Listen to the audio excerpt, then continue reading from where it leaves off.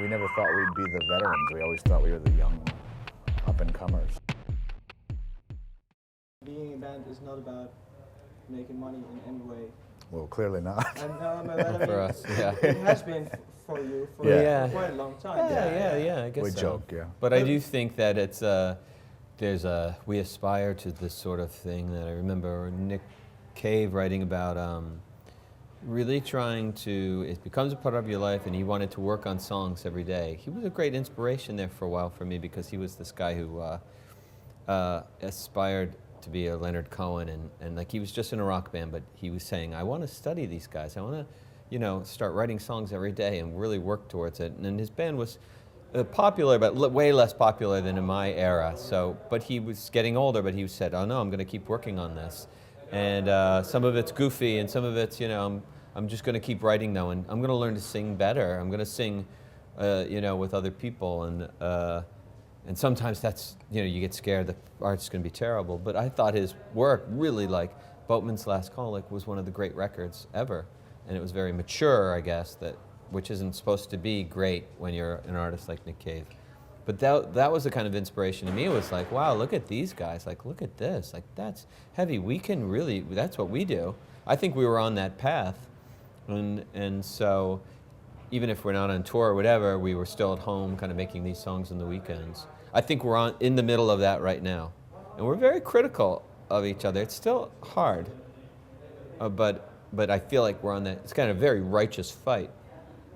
And I think later maybe, hopefully look back on these records and see like, oh, that's a nice little catalog of like 4 or 5 records, real songwriter kind of things here, like a nice, totally different than the early part of their career maybe where they were touring and their music was was popular, but wow, the nice little thing there.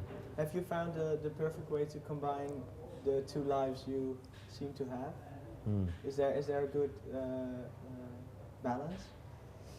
It was just balance is just all about adjusting every day to things. So I don't know. I think the simple answer is I think we've over the last 2 records. But it takes a long time. See, I mean, it took we feel like we're back in some sort of group, but it took 3 years to make another record. It seems like, and it's like hard to believe that it was over 4 years ago that we toured. I really felt like it was just like last year.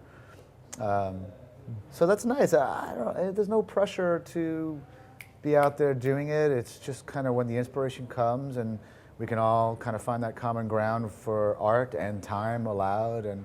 But then we go into our different worlds a little bit, and our worlds are still in the same orbit with each other, so we see each other a lot.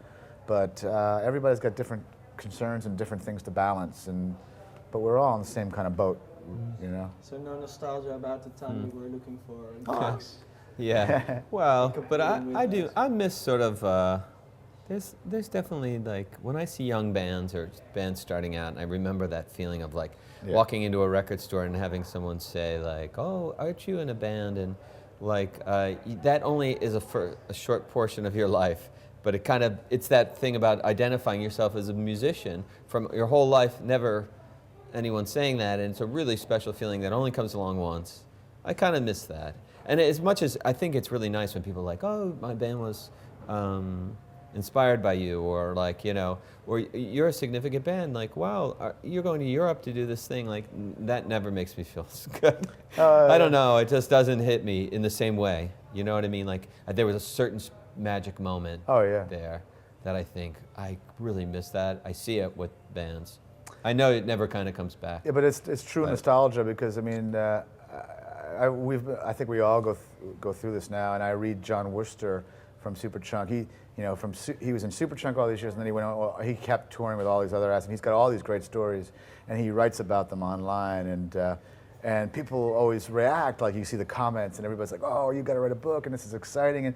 But you just pick out these stories that were great, and we have some great stories, and we had some great times, and they were mostly great times. But there's, when you're out for 6 weeks and then another 6 weeks, and you're in your 20s, and you're trying to figure it all out, and trying to live with other people, and trying to figure out what's important, and there's a lot of difficulty during those. So I look back with pure nostalgia sometimes, and go, yeah, that was really exciting. You think of all these first playing in Holland, seeing posters, going, and that was all. And those are great memories to share with people. But I think there's also something really cool. Like I play poker with these older guys like every 2 weeks, and they're suburban guys. There's a contractor, a guy that's a career recruiter, a guy that's a TV producer, and they just are like, they just look at me with wide eyes like little boys when I tell them like, yeah, we're going to Belgium and yes, they give us beer to drink and to play music, and they all want to come on tour, and it's a little bit of a fantasy, and there's something that's still great about that, and to be